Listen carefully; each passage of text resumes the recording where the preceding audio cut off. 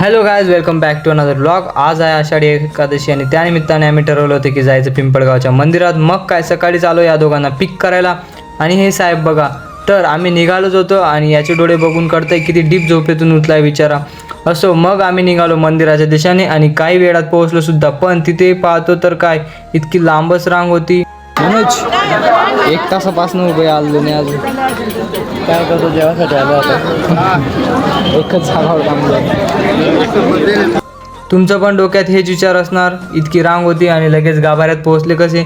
का आहे ना, थोडी ट्रिक वापरली आणि मग काय मंदिराच्या गाभाऱ्यात प्रवेश झाला. छान शांतपणे दर्शन घेतलं, खूप समाधान मिळालं. पण इतके वेळ उभे राहून माझे पाय अगदी थकले, म्हणून मग मी मोंटीला सांगितलं, तूच चालव बाबा गाडी.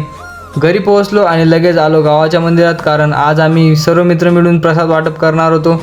त्याच कारणाने सगळेजण जमलो होतो आणि बघता बघता गावातील पालखीसुद्धा निघाली. आम्ही सुद्धा तिच्यात सामील झालो. तर अशा प्रकारे आजचा दिवस खूप खास गेला. भेटूयात नेक्स्ट व्लॉगमध्ये. तोपर्यंत सबस्क्राईब करायला विसरू नका. धन्यवाद. जय हरी विठ्ठल.